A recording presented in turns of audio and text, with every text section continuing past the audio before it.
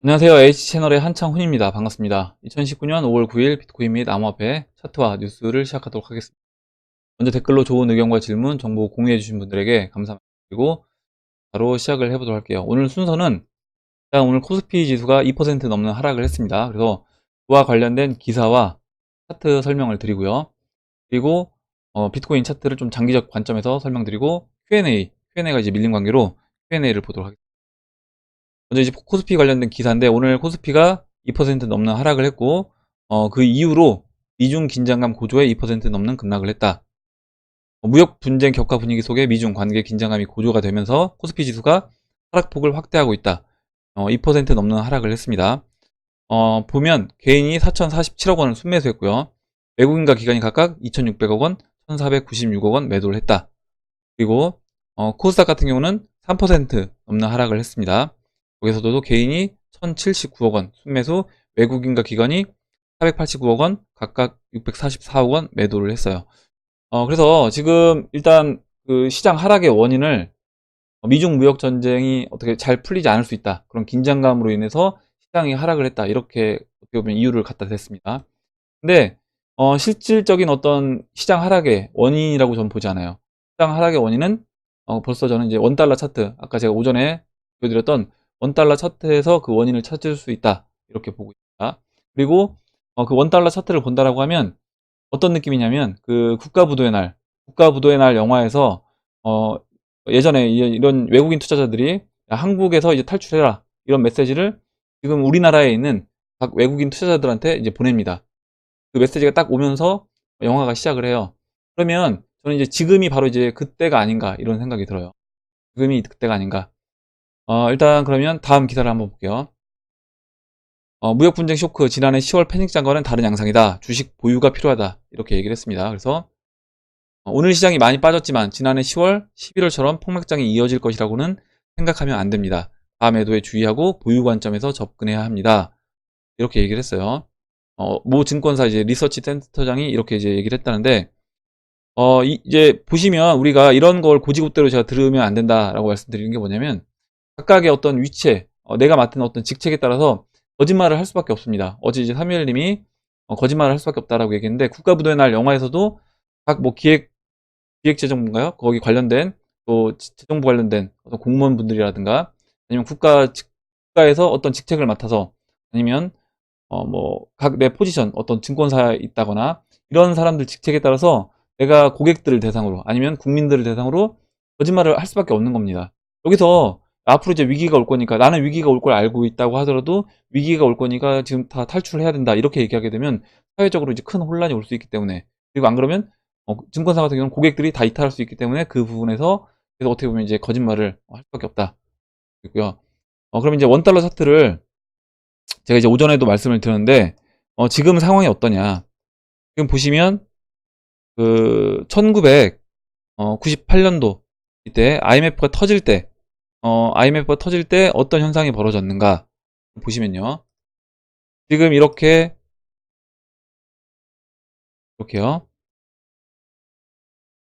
이때 한번 보세요.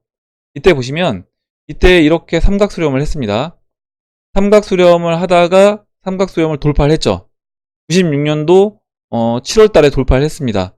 돌파를 하면서 일단은 뭐 1년 정도는 이렇게 천천히 올라가는 것처럼 보이면서 이때 전고점 보시면 환율로 전고점이었던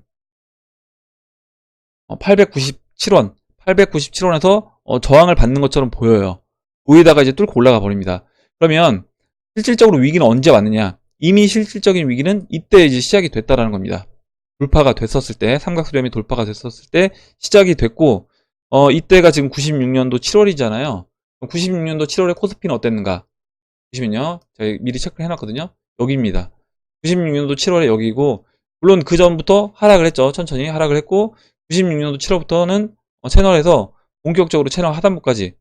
이때 96년도 7월에 코스피 지수가 860입니다. 860이고요. 이제 IMF를 맞고 코스피 지수는 280까지 빠집니다. 280. 하락률이 뭐 장난이 아닌데 보면 67% 하락을 했어요. 그래서 이런 하락을 했습니다. 그러면 이 하락했던 시점이 언제였냐? 아까 이제 원달러 차트에서 이제 보여드렸던 이 삼각수렴을 돌파했던 시점부터 코스피 지수는 본격적으로 하락을 시작한 거다. 이렇게 보시면 될 것 같고, 그럼 지금 위치가 어떠냐 하는 거죠. 지금 위치. 코스피에서 이렇게 삼각수렴을 했습니다. 삼각수렴을 했고요. 이때 돌파를 했죠, 지금. 저는 지금 위치가 이때랑 다르지 않다라는 거예요. 이때랑. 이때랑, 지금 이 위치랑 저는 뭐 다르지 않다. 거의 같은 위치다라고 봅니다. 그러면 여기서 이제 돌파를 한 다음에 분명히 전고점에서 또 저항을 받을 겁니다. 이 전고가 어디예요? 전고가 지금 현재 위치에서는 여기입니다. 2,800원. 아니, 죄송합니다. 지금 위치에서는 어디냐면 전고점이 이제 1,996원이에요. 원달러 1,996원이 전고점입니다. 그러면 당연히 이제 만약에 이제 1,300원 넘어가게 되면 그때는 정말 조심해야 돼. 1,230원이요. 1,230원. 1,230원을 넘어가게 되면 조심을 해야 된다. 이렇게 말씀드렸습니다. 지금 이 고점과 고점을 잇는 추세 라인 1,230원으로 지금 체크가 되고요. 1,230원 넘어가게 되면 일단 이제 본격적으로 상승이 나올 수 있는데 여기서 보시면 이때도 이렇게 전 고점에서 이제 저항을 받았잖아요. 만약에 올라간다라고 하면 지금 일단 이 2,000원, 1,000원에서 저항 받을 수 있는 거예요. 이때처럼 저항 받을 수 있고 거길 또 뛰어넘는다라고 하면 이렇게 슈팅이 또 나올 수 있는 겁니다. 채널로 그렸을 때는 제가 이때 2,900원까지 이제 보였거든요. 채널을 한번 그려볼까요? 예, 채널을 지금 이게 죄송합니다. 지금 로그가 적용 안 제가 오전에 지금 제가 설명드리면서 1,200원으로 제가 말씀드렸잖아요. 아까 1,230원. 이건 왜 그러냐면 지금 로그가 적용 안 돼 있어요. 지금 보니까 로그가 적용 안 돼 있었고 로그를 적용하면 이제 가격이 약간 변동이 있습니다. 로그를 적용해 볼게요. 로그를 적용하고 그럼 이제 일단 1,230원도 주요 저항이 될 수 있는 겁니다. 그걸 지우고 근데 뭐 지워도 로그를 적용해도 큰 차이는 없습니다.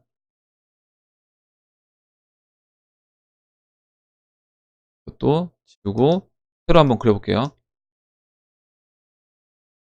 일단 지금 우리가 이 환율이 이렇게 그리면 현재 위치에서 1,300원이에요. 그래서 일단 지금 현재 위치 이미 돌파가 됐습니다. 이미 이렇게 돌파가 됐고요. 그래서 이때랑 똑같다. 위치상 같은 위치라고 이제 보시면 된다라고 말씀드렸고 로그를 적용해서 아래 저점들을 잇는 추세 라인을 그려도 됐습니다. 됐고요. 그리고 평행 채널을 이제 그려보면요.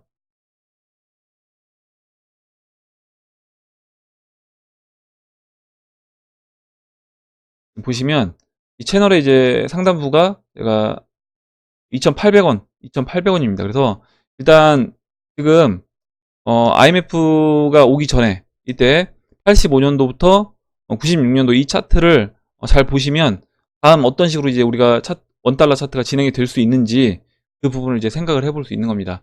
그리고 다시 이제 코스피 차트로 돌아가서 코스피 차트를 보면 지금 이때 이렇게 빠졌죠. 원달러가 돌파가 되면서 코스피 차트는 채널 하단부까지 빠졌습니다. 그러면 저는 지금 이제 원달러가 돌파가 됐기 때문에 이때 이 위치랑 같은 위치라고 이제 보고요. 그렇다라고 하면 여기서 이제 시간이 문제이지 코스피 차트도 채널 하단부까지 전 내려올 거다. 그리고 채널 하단부는 현재 위치에서 1,033포인트고요. 제가 이제 올해 말에 만약에 금리 인하를 본격적으로 하게 되면 금리 인하를 한 타이밍부터 보통 이제 9개월 안에 바닥을 찍었다라고 말씀드렸잖아요. 그래서 2020년 9월에 코스피 같은 경우는 바닥을 찍을 수 있다라고 말씀드렸습니다.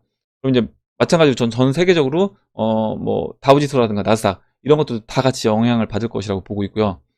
지금 오늘 이제 2% 넘는 하락을 하면서 차트는 2008년도 서브프라임이 오기 전에 그때의 모습과 거의 흡사하게 움직이고 있습니다.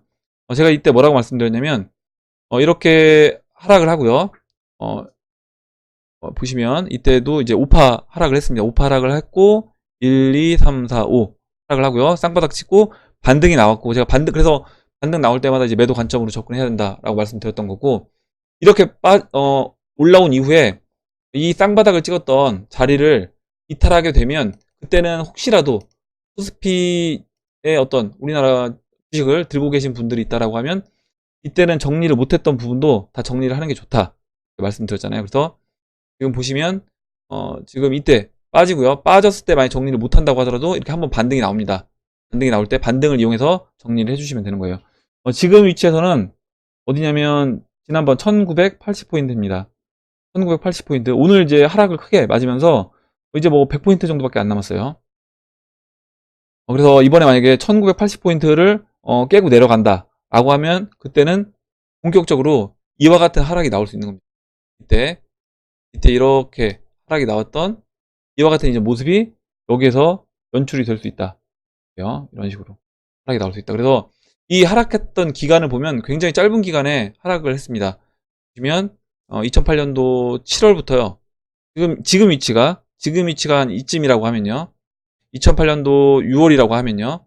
6월부터 2008년도 10월 4개월 만에 지금 바닥을 터치한 거예요. 그러면 지금 여기서도 아까 제가 이제 뭐 금리나 얘기해서 기간을 좀 더 넓게 잡았지만 물론 시간을 끌 수는 있습니다. 여기서 좀 더 이제 박스권 모습을 그려주면서 시간을 끌 수는 있어요. 끌 수는 있지만 어찌됐든 시간을 끌어봤자 저는 이제 아래 채널 하단부까지 내려와야 된다. 근데 그렇게 해도 생각해 볼 수 있고 만약 그렇게 됐을 때는 오늘 뭐 아니죠. 오늘이 아니라 그러니까 올해는 채널 박스권을 보이고 그 이후에 2020년도부터 이제 본격적인 하락이 나오면서 2020년 뭐 9월까지 하락이 나오는 그런 모습 아니면 이때 모습 패턴대로 이 차트 모습대로 그대로 진행이 된다라고 하면 이런 식으로 이제 빠질 수 있겠죠. 그리고 아까 이제 1996년도 이때 하락했던 이때 이제 기간을 보시면 이런 식으로 이제 진행될 수도 있다는 거예요. 이때 보시면 96년도부터 약간 지지부진하게 빠지잖아요. 빠지면서 또 반등 나오고요. 그러면서 이제 빠집니다. 빠지고 또 한 차례 또 크게 반등 나오고 이런 식으로 빠지면서 시간을 많이 보냅니다. 그러면 두 가지 경우로 생각해 볼 수 있는 거예요. 96년도 그때 원달러 돌파되고 빠진 그런 모습대로 이렇게 해서 한 2년에 걸쳐 채널 하단부를 터치하는 방법 아니면 이렇게 급락 4개월에 걸쳐서 이렇게 급락 나오는 2008년도 패턴으로 빠지는 방법 이렇게 두 가지를 생각해 보시면 될 것 같습니다. 어찌됐든 둘 다 저는 채널 하단부까지는 내려와야 된다 이렇게 보고 있어요. 그리고 그 원인은 미중 무역 전쟁의 어떤 긴장감 고조가 아니라 원달러 차트에서 찾을 수 있다. 여러분들이 외국인 투자자 오늘 이제 외국인 투자자들이 뭐 코스피 코스닥 다 팔았잖아요. 여러분들이 만약에 외국인 투자자인데 우리나라의 코스피 코스닥에 주식이 많이 있습니다. 근데 환율이 이렇게 올라가요. 미친듯이 지금 1180원까지 올라왔는데 이렇게 올라옵니다. 이렇게 올라오면 어떤 생각이 드시겠어요? 그냥 앉은 자리에서 주가 어떤 주식 보유량이 계속 이제 어떻게 보면 손해를 보는 겁니다. 주식이 제자리에 있어도요. 주식이 제자리에 있어도 손해를 볼 수밖에 없어요. 그러면 하루라도 빨리 이제 던지려고 할 겁니다. 거기에 플러스해서 지금 위치가 이런 위치라고 생각이 된다라고 하면 더 빨리 던지려고 하겠죠. 물론 중간중간에 이제 반등을 주겠지만 그 중간중간에 반등을 이용해서 어떻게든 이제 주식을 정리를 하려고 할 겁니다. 그래서 그렇게 본다라고 하면 지금 어떻게 보면 이제 시작이다. 이제 위기가 시작됐다라고 보시면 될 것 같고 이런 위기의 시작이 결국엔 저는 암호화폐 시장한테는 그 돈이 결국 이제 한쪽으로 어느 정도 갈 수밖에 없고 이제 수익률 게임을 해야 된다는 거죠. 돈이 이 시장에서 나와서 그 주식시장에서 빠져나온 돈들이 수익률 게임을 할 수 있는 시장을 찾을 것이고 그 시장이 저는 이제 암호화폐 시장으로 보는 겁니다. 그렇다라고 하면 지금 아까 팔았던 외국인 투자자들이 팔았던 그 돈들 그리고 기관 투자자들이 팔았던 돈들이 만약에 기관까지 올해 이제 본격적으로 들어오는 그런 시장이 된다라고 하면 그때는 기관과 외국인이 본격적으로 외국인은 어차피 뭐 미국 벡터거래소에서 사겠죠. 그래서 이제 본격적으로 이 시장에 암호화폐 시장에 들어오면서 저는 비트코인이 큰 상승을 할 수 있는 어떻게 보면 때를 맞았다 이렇게 해서 비트코인 차트를 가서 이제 잠깐 설명을 드릴게요. 잠시만요.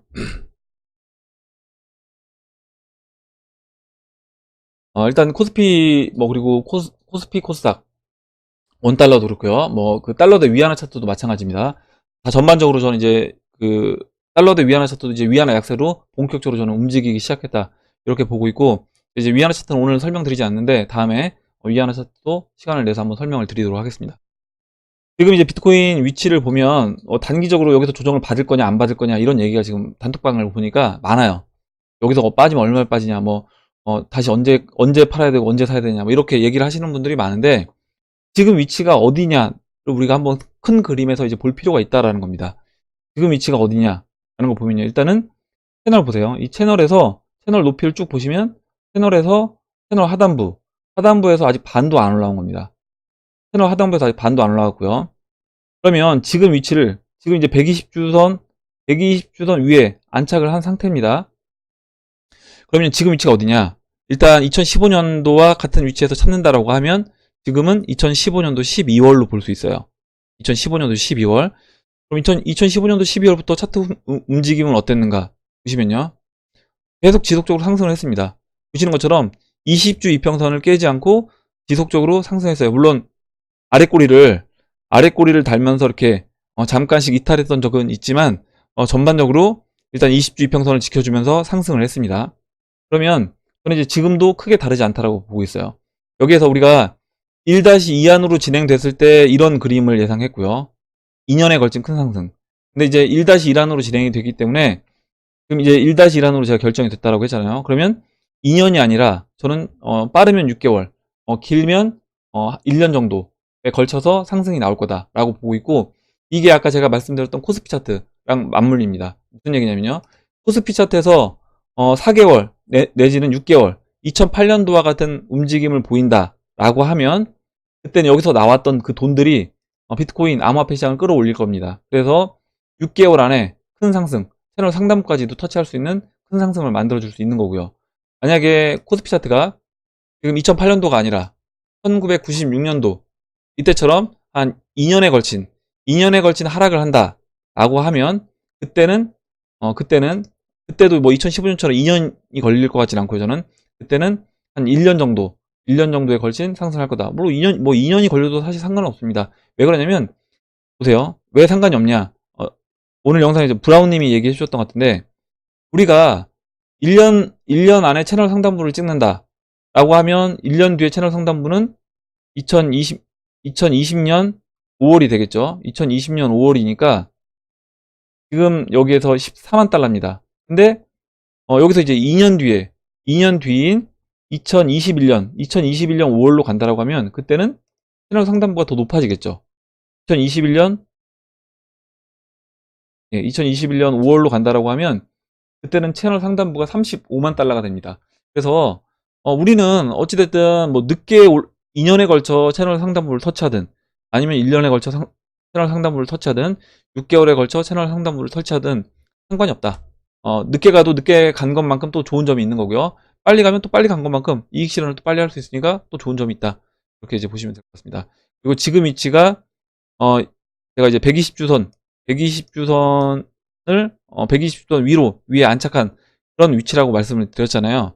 제가 이제 드리고 싶은 말씀은 뭐냐면, 여기서 지금 우리가 팔지 말지 막 고민하고 있는 분들 분명히 있을 겁니다. 근데 2015년도 12월과 같은 위치라고 이제 본다라고 하면, 우리가 물론 뭐 일정 분할로 내가 제가 30% 정도 7,400달러부터 10,000달러까지 우리가 분할로 매도할 수 있다 이렇게 말씀드렸지만, 내가 그런 거를 잘 못하겠다라고 하시면 그거에 대해서 스트레스 받지 마시고 그냥 홀딩하셔도 저는 큰 문제가 되지 않는다라고 보는 게, 지금 위치가요, 지금 여기인 겁니다. 여기. 그러면 여기가 얼마냐면요, 420달러예요. 420달러. 여러분들 420달러면 원화로 한 50만 원입니다. 여러분들한테 비트코인 만약에 50만 원에 살 수 있다라고 하면 여러분들 어떻겠어요? 당연히 50만 원, 60만 원도 사야지, 70만 원, 80만 원도 사야지, 이런 얘기 하실 겁니다. 그러면 여기서 샀다는 거는 저는 여기도 똑같다라는 겁니다. 여기도 가치적인 어떤 분석으로 봤을 때 가치적인 위치로 판단했을 때, 지금 이 위치 가격은 물론 6,000달러에 있지만, 이 6,000달러가 이때 460불에 있는 이 위치랑 저는 다를 바가 없다. 똑같은 위치다 라고 보고 있습니다. 왜냐면 그만큼 비트코인이 이때보다 여러 사람들한테 알려졌고 네트워크가 확장됐기 때문에 여기는 이제 가격이 같다라고 보시면 돼요. 그러면 얼마만큼 싼 거예요, 지금 위치가? 지금 위치가 비트코인을 400불에 살 수 있다라고 하면 무조건 사야 되는 거죠. 그래서 여기서 무조건 사야 되고, 여기서 샀다라고 하면 홀딩을 하고 계속 가져가야 되는 겁니다. 왜냐면 채널 하단부의 중간밖에 안 되잖아요. 채널 하단부의 중간밖에 안 되죠. 적어도 채널 중간부터 매도를 한다라고 하면 6,000불이에요. 그럼 여기에서 12배 상승한 겁니다. 그리고 지금 위치에서 채널 중간이 얼마냐면요. 여기에서 채널 중간까지 올라온다라고 하면 16,000불. 거의 전고점 근처에 옵니다. 전고점 근처에 오고, 지금 원달러 차트가 빠르게 이제 달러 강세로 가고 있기 때문에 그런 점까지 이제 고려해 본다라고 하면 비트코인이 채널 중반에 와서 16,000불, 16,000달러 정도만 와준다고 하더라도 그때는 비트코인 원화마켓에서는 오히려 전고점까지도 갈 수 있는 상황이 됐다. 이제 보시면 될 것 같습니다. 아무튼 지금 가격은 굉장히 싼 영역이고, 우리가 만약에 혹시 여러분들이 내가 매도를 못한다고 하더라도 크게 염려를 안 해도 되는 상황인 겁니다. 보시면 어, 이때 이제 120주 이평선 위에 올라탄 다음부터 보시면요, 하락을 해도 빠르게 회복을 합니다. 물론 이제 하락이 없는 건 아니에요. 30% 조정이 중간중간에 제가 나온다라고 했잖아요. 20-30% 조정이 있습니다. 있는데 20-30% 조정이 나온다고 하더라도 보통 한 달에서 이제 길면 두세 달이면 다 회복을 합니다. 이때. 그리고 이제 이번에는 시간이 이렇게 2년, 2015년도부터 상승하는 2년의 어떤 시간이 아니라 짧으면 6개월, 그리고 이제 길면 1년 안에 채널 상단부까지 목표를 두고 움직인다라고 하면, 그때는 조정을 줘도 짧게 줘야 되고, 조정하는 그 기간도 저는 이때보다도 2016년도, 17년도보다도 훨씬 더 조정 기간도 짧아질 수밖에 없다. 시간이 촉박하기 때문에 그렇게 이제 이해를 해주시면 될 것 같아요. 네, 오늘 비트코인 차트는 이제 여기까지 설명을 드리고, 그럼 Q&A로 들어가도록 하겠습니다. 그럼 김동균 님이 물어보신 질문을 이제 읽어보겠습니다. 달러 대비 원화 가치 하락은 언제쯤 시작될 듯 싶으신가요? 이미 이제 시작이 된 거죠. 이미 시작이 됐고, 달러 강세로 이제 움직이기 시작했습니다. 대비한다면 달러, 엔화, 암호화폐 정도일까요? 이렇게 물어보셨고, 제가 예전 영상에서 앞으로 이제 90년 만에 오는 경제 위기 시에 우리는 어떻게 대비를 해야 될 것인가, 이 부분에 대해서 영상을 이제 찍어 놓은 게 있습니다. 혹시 김동균 님 이제 그걸 안 보셨다라고 하면 그 영상을 이제 한번 보시면 도움이 될 것 같고, 저는 이제 암호화폐 투자를 하고 있고, 암호화폐 지금 영상을 찍고 있잖아요. 그 이유는 암호화폐 시장이 이번 위기에서 어떻게 보면 가장 큰 수익률을 제공할 수 있는 이제 시장이다라고 보고 있기 때문에 암호화폐에 이제 집중을 하고 있는 거고요. 암호화폐 다음으로는 뭐 엔화, 달러, 그리고 금, 은도 보는데, 금과 은 같은 경우는 이제 은화가 좀 더 이제 수익률이 높지 않겠냐, 이렇게 보고 있습니다. 네, 이렇게 설명드리고, 혹시 이제 부족한 부분은 그 영상을 참고를 하시면 될 것 같아요. 제가 이제 경제 관련된 영상들을 따로 모아놓은 데가 있습니다. 그래서 거기서 보시면 될 것 같습니다. 다음은 이제 코인 참수님이 써주신 내용을 읽어보겠습니다. 이번 알트 상승 스타트 먼저 끊을 가능성이 높은 종목은 메이저 알트로 보시는지 궁금합니다. 직전에 주도한 BNB, 웨이브, 트론, 엔진, 코스모, 레이븐 이런 종목들은 차후에 올라가나요? 아니면 이번 랠리 때는 수혜를 못 볼 수 있다고 생각하시는지. 업비트 솔브 보니 이번 펌핑 스타트인가 하는 느낌도 있네요. 시간 나시면 의견 부탁합니다. 얘기를 해주셨고, 일단 어떤 종목이 올라갈지 그거는 저도 이제 모릅니다. 왜냐면 제가 만약에 그 부분을 안다라고 하면 저도 한 종목에 이제 다 몰아놨겠죠. 포트폴리오를 만들지 않고 굳이 그 한 종목에 제가 집중을 해서 다 그 종목에다가 투자를 했을 겁니다. 근데 그런 거를 제가 이제 알고 있지 못하기 때문에 어떻게 보면 분산해서 포트폴리오를 꾸려서 가져가는 것이고, 다만 제가 이제 지금은 비트코인과 제가 이제 뭐 다른 뭐 이더리움, 리플, 알트코인들 쭉 있잖아요. 그 중에서 포트폴리오를 봤을 때 비트코인이 이 정도면 이제 고평가 영역, 물론 이제 비트코인 더 올라갈 수 있습니다. 네, 여기서 이제 홀딩할 물량 빼고는 제가 홀딩할 물량을 제외한 비트코인들은 지금은 뭐 리플이라든가 아직 안 올라간 뭐 이더리움이라든가 이런 알트코인으로 교체하는 게 좋겠다라고 판단해서 교체를 해 놓고 있는 거죠. 이제 보시면 될 것 같고, 그리고 이제 먼저 상승했던 웨이브라든가 트론이라든가 뭐 리플 이런 종목들은 어떻게 보면 시장에서 먼저 크게 한 번씩 상승을 했던 종목입니다. 그리고 조정을 또 많이 받았죠. 그렇다라고 하면 충분히 먼저 상승하고 조정도 어떻게 보면 미리 또 받았기 때문에 그런 종목들도 저는 이제 다음에 이제 순환해서 다시 상승, 알트코인들 상승이 시작된다라고 하면 충분히 올라갈 수 있다, 이렇게 보고 있습니다. 다음 보도록 할게요. 다음으로 브래드 최님이 써주신 내용을 보겠습니다. 궁금한 점이, 지난번 차트와 비슷한 패턴으로 올라가신다고 했는데 똑같이 올라간다라고 보시는 이유는 무엇인지요? 사실 앞에 일은 알 수 없잖아요. 예, 맞습니다. 알 수 없습니다. 똑같이 올라갈 수도 있고 아닐 수도 있고, 그런데 동일한 패턴으로 올라간다라고 하실 때 차트를 잘 모르는 저는 이해가 가지 않아서요, 얘기를 해줬고, 제가 무조건 동일한 패턴으로 올라간다라고 얘기는 안 했습니다. 뭐냐면 이렇게 올라갈 수도 있다라고 말씀을 드리는 거예요. 아까 제가 코스피 차트 하락도 이런 식으로 하락할 수도 있고, 뭐 2008년도 패턴으로 하락할 수도 있고, 뭐 여러 가지 경우의 수가 있는 겁니다. 여러 가지 경우의 수에서 어떤 경우로 어떤 패턴으로 하락을 할 건지 단지 이제 예상을 해보는 거죠. 지금 비트코인 제가 상승 예상하는 것도 마찬가지고요. 리플도 마찬가지입니다.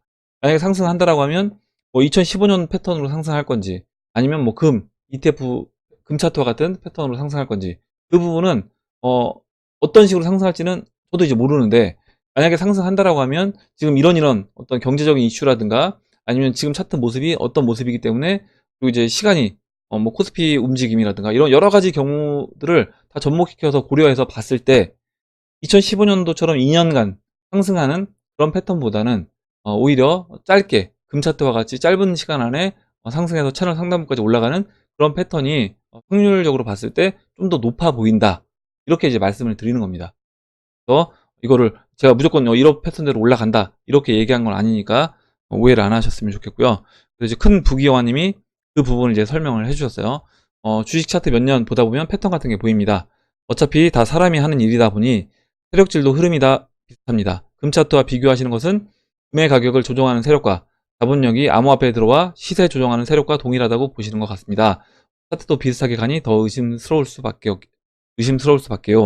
네, 그래서 이제 큰 부경화님 의견과 또 제가 생각하는 부분도 거의 이제 동일하게 보시면 될 것 같아요. 다음으로 카라조님이 써주신 내용을 보도록 하겠습니다. 지난번에 송기복님이 해외 투자 IBM 주식 사고 싶은데 어떻게 해야 되는지 물어보셨고, 그 부분에서 이제 경험담을 얘기를 해주신 거예요. 제가 3년 전에 해외 주식을 했었습니다. 6천 투자해서 3,600 수익이었더군요. 근데 해외 주식을 매도한 후에 원화 환전 후 1년 뒤에 국내 세금이 투자 수익의 20% 감안하셔야 할 거예요. 그래서 일단은 해외 투자했을 때 수익이 나면 20% 세금을 내야 된다는 거 이제 아시면 될 것 같습니다. 또 다음에 남궁영님이 써주셨는데, 미국에 비트코인 광고 나오는 거 보니 세력들 매집 끝났으니 이제 개미들 들어오라는 얘기인가 얘기해 주셨고, 예, 맞습니다. 이제 어떻게 보면 이제 광고를 해서 뭐 벡터거래소 오픈하고 ETF 승인되고요. 앞으로 이제 개인 투자자들, 미국 개인 투자자들 이 시장에 들어와야 되기 때문에 어떻게 보면 이제 홍보를 하는 거죠. 왜냐면 ETF 상품도 팔아야 되니까 미리 이제 홍보를 하는 거고, 그거에 맞춰서 미국 시장에 개방이 되게 되면 이제 우리나라 시장도 이제 개방이 될 것이고, 우리나라 증권사, 그리고 우리나라 이제 증권사에서 금융상품으로 아마 이제 이런 비트코인, 암호화폐 관련된 ETF 상품들이 판매가 될 겁니다. 거기에 더해서 나중에 뭐 은행 창구에서도 이런 비트코인, 암호화폐 관련된 이런 ETF 상품들이 판매가 될 거예요. 그래서 제가 지난번에 우리가 그 아기 엄마가 증권사 창구에 아침 일찍 아기를 업고 그 비트코인 ETF 상품을 가입하기 위해서 온다라고 하면, 그때부터는 일단 경계 관점으로 우리가 봐야 된다. 암호화폐 시장에서 경계 관점으로 매도 시점으로 봐야 된다. 이렇게 이제 말씀을 드렸던 기억이 납니다. 그런 부분도 이제 참고를 해보시면 좋을 것 같아요. 다음으로 이제 제임스 신님이 써주신 내용을 볼게요. 궁금한 점은, 제가 빗썸에 리플을 보유하고 있는데 이것을 이제 모두 매도해서 현금으로 인출을 해서 코인원이나 업비트로 현금 입금시켜서 리플을 매수하면 개수가 늘어날 거라 생각합니다. 이렇게 해서 이제 재정 거래를 하는 거죠. 거래소 간에 어떤 그 가격 차를 이용해서 재정 거래를 합니다. 이러한데 왜 빗썸에서 가두리라는 것을 하고 있는지 궁금합니다. 이렇게 얘기해 주셨고, 빗썸 같은 경우는 당연히 이제 가두리를 통해서 고객 유치를 하는 겁니다.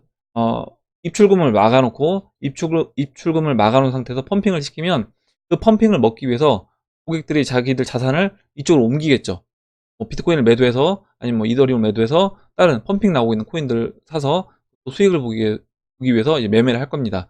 그런 걸 이제 노리는 거라고 보시면 될 것 같고, 왜 지금 이렇게 그 차이가, 리플이 가격 차이가 나는데, 가격 차이가 나도 실제로 그 매매를 하기가 쉽지 않은 게 왜 그러냐면, 빗썸 같은 경우는 지금 신규 입금을 받고 있습니다. 근데 업빗이라든가 코인원 같은 경우는 신규 입금을 안 받아요. 그래서 신규로 원화 입금을 그러니까 신규로 원화 입금을 할 수가 없기 때문에 이런 가격 차이가 난다라고 볼 수 있고, 물론 기존에 내가 업빗에도 계좌가 있고, 그리고 빗썸에도 계좌가 있어서 빗썸으로 만약에 내가 리플을 옮길 수 있다라고 하면 옮겨서 매도하고, 매도한 현금을 인출해서 다시 업빗으로 매수해서 넣고요. 그래서 매수해서 거기서 또 리플 사시면 그만큼 차익을 보실 수 있는 겁니다. 이걸 재정거래라고 보시면 될 것 같고, 실제로 재정거래 이렇게 손으로 하실 수도 있고요. 또 봇을 돌려서 지난번에 와사비 님도 이렇게 봇 돌려서 재정거래 하신다고 했잖아요. 그래서 그런 봇을 돌려서 재정거래를 할 수 있습니다. 네, 말씀드리고 다음으로 송기봉님 써주신 내용을 보겠습니다. 잠깐만요.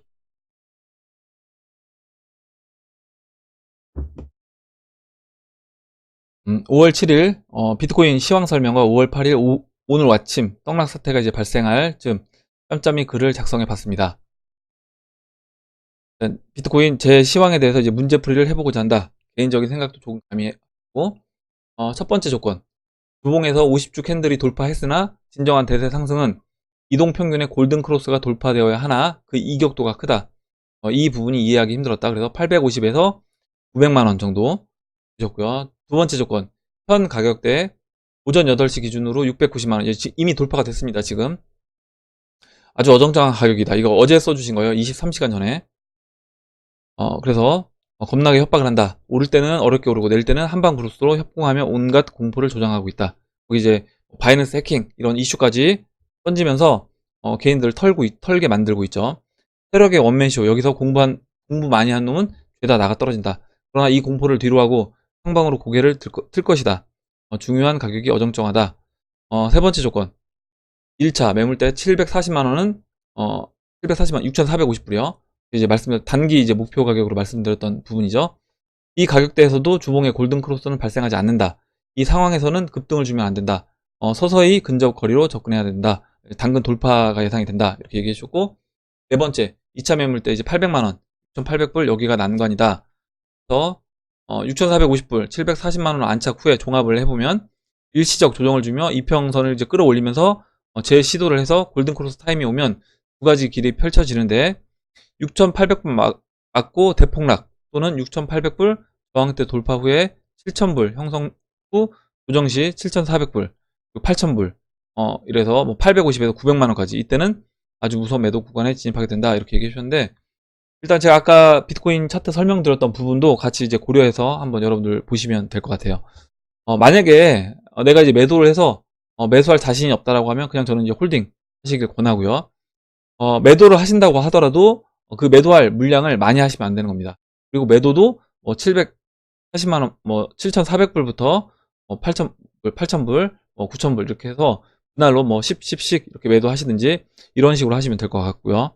그래서 이거를 혹시나 여기서 이제 폭락이 나올 걸, 20, 30% 조정이 두려워서 비트코인 다 팔겠다. 아니면 암호화폐 내가 다 던지고 기다리겠다. 이거는 저는 이제 굉장히 위험한 전략이 될 수 있다. 이렇게 봅니다. 물론 제가 계속 말씀드리지만 나는 이 정도 수익으로 만족하고 이 시장을 떠날 준비가 돼 있다 라고 하시면 그런 분들은 다 파셔도 상관이 없습니다. 그런 마음이 드신다라고 하면. 그래서 이렇게 이제 설명드리고 다음 보도록 할게요.